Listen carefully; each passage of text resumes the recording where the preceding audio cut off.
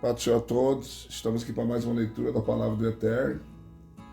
Vamos ler Jó, capítulo 18 ao 21. Então respondeu Bildade, o suíta: até quando estareis à procura de palavras? Considerai o bem, e então falaremos. Porque somos tratados como gado e como estultos aos vossos olhos? Ó tu que te despedaças na tua ira, acaso por amor de ti será abandonada a terra? Ou será a rocha removida do seu lugar? Na verdade, a luz do ímpio se apagará e não resplandecerá a chama do seu fogo. A luz se escurecerá na sua tenda e a lâmpada que está sobre ele se apagará.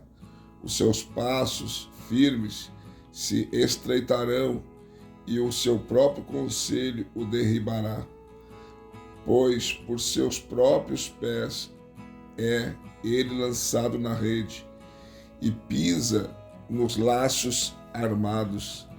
A armadilha o apanha pelo calcanhar e o laço o prende. A corda do mesmo está-lhe escondida na terra e uma armadilha na vereda.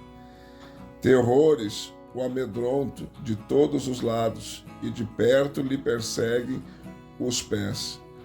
O seu vigor é diminuído pela fome e a destruição está pronta ao seu lado. São devorados os membros do seu corpo, sim, o primogênito da morte devora os seus membros.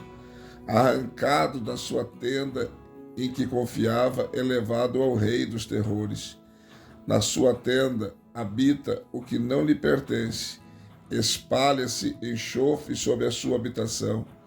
Por baixo se secam as suas raízes e por cima são cortados os seus ramos. A sua memória perece na terra e pelas praças não tem nome. É lançado da luz para as trevas e afugentado do mundo. Não tem filho nem neto entre o seu povo, e descendente nenhum lhe ficará nas moradas. No seu dia, pasmam os do ocidente, assim como os do oriente, ficam sobressaltados de horror. Tais são, na verdade, as moradas do ímpio, e tal é o lugar daquele que não conhece a Deus.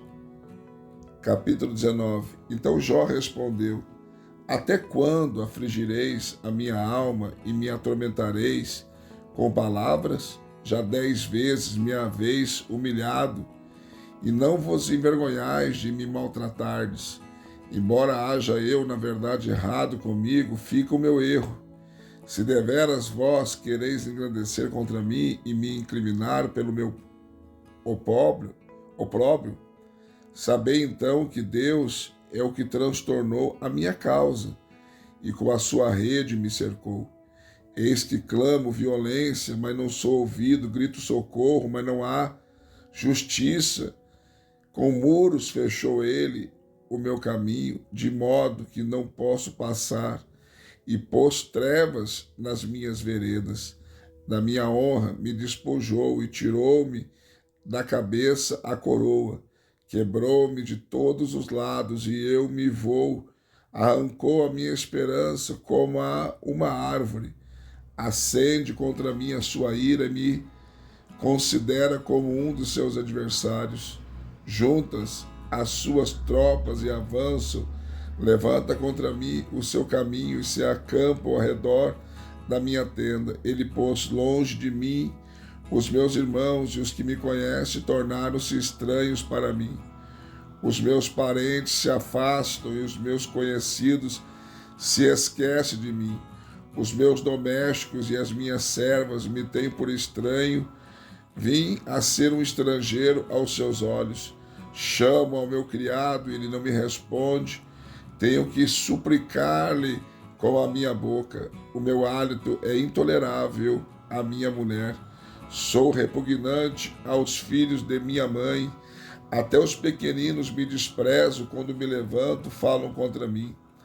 Todos os meus amigos íntimos me abominam, e até os que eu amava se tornaram contra mim.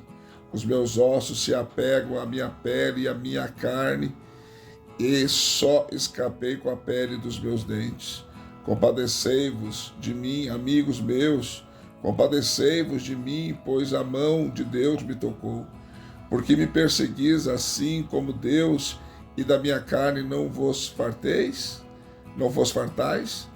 Quem dera que as minhas palavras fossem escritas, oxalá que fosse gravada num livro, que com a pena de ferro e com chumbo fosse para sempre esculpidas na rocha, pois eu sei que o meu Redentor vive e que por fim se levantará sobre a terra. E depois de consumida está minha pele, então fora da minha carne verei a Deus. Vê-lo-ei ao meu lado, e os meus olhos o contemplarão, e não mais como adversário o meu coração desfalece dentro de mim. Se disserdes como o havemos de perseguir, e que a causa deste mal se ache em mim. Temei vós a espada, porque o furor traz os castigos da espada, para saberdes que há um juízo. Capítulo 20. Então respondeu Zofar, o Naamatita: ora, os meus pensamentos me fazem responder, e por isso eu me apresso. Estou ouvindo a tua repreensão, que me envergonha, mas o espírito do meu entendimento responde por mim. Não sabes tu que desde a antiguidade, desde que o homem foi posto sobre a terra, o triunfo dos iníquos é breve e a alegria dos ímpios é apenas no momento?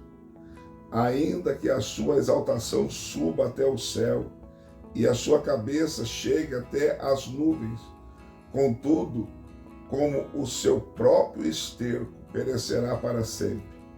E os que viam perguntarão: onde está? Dissipar-se-á como um sonho e não será achado. Será afugentado qual a uma visão da noite. Os olhos que o viam não o verão mais, nem o seu lugar o contemplará mais. Os seus filhos procurarão o favor dos pobres, e as suas mãos restituirão os seus lucros ilícitos. Os seus ossos estão cheios do vigor da sua juventude, mas este se deitará com ele no pó. Ainda que o mal lhe seja doce na boca, ainda que ele o esconda debaixo da sua língua, ainda que não o queira largar, antes retenha na sua boca, contudo, a sua comida se transforma nas suas entranhas, dentro dele se torna em fel de áspides. Engoliu riquezas, mas vomitá-las-á, do ventre dele Deus as lançará. Veneno de áspides sorverá, língua de víbora o matará. Não verá as correntes, os rios e os ribeiros de mel e de manteiga. O que adquiriu pelo trabalho, isso restituirá, e não o engolirá, não se regozijará, conforme a fazenda que ajuntou. Pois que oprimiu e desamparou os pobres, e roubou a casa que não edificou. Porquanto não houve limite à sua cobiça, nada salvará daquilo em que se deleita. Nada escapou à sua voracidade, pelo que a sua prosperidade não perdurará. Na plenitude da sua abastança estará angustiado, toda a força da miséria virá sobre ele. Mesmo estando ele a encher o seu estômago, Deus mandará sobre ele o ardor da sua ira, que fará chover sobre ele quando for comer. Ainda que fuja das armas de ferro, o arco de bronze o atravessará. Ele arranca do seu corpo a flecha que sai resplandecente do seu fel. Terrores vêm sobre ele. Todas as trevas são reservadas para os seus tesouros. Um fogo não assoprado o consumirá e devorará o que ficar na sua tenda. Os céus revelarão a sua iniquidade, e contra ele a terra se levantará, as rendas de sua casa ir-se-ão, no dia da ira de Deus todas se derramarão. Esta da parte de Deus é a porção do ímpio, esta é a herança que Deus lhe reserva. Capítulo 21. Então Jó respondeu: ouvi atentamente as minhas palavras, seja isto a vossa consolação, sofrei-me, e eu falarei, e havendo eu falado, zombai. É porventura do homem que eu me queixo? Mas ainda que assim fosse, não teria motivo de me impacientar. Olhai para mim e pasmai, ponde a mão sobre a boca, quando me lembro disto e me perturbo, e a minha carne estremece de horror. Por que razão vivem os ímpios?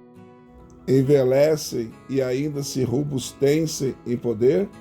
Os seus filhos se estabelecem à vista deles, e os seus descendentes perante os seus olhos. As suas casas estão em paz, sem temor, e a vara de Deus não está sobre eles.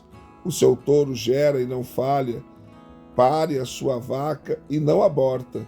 Eles fazem sair os seus pequeninos como a um rebanho, e suas crianças andam saltando.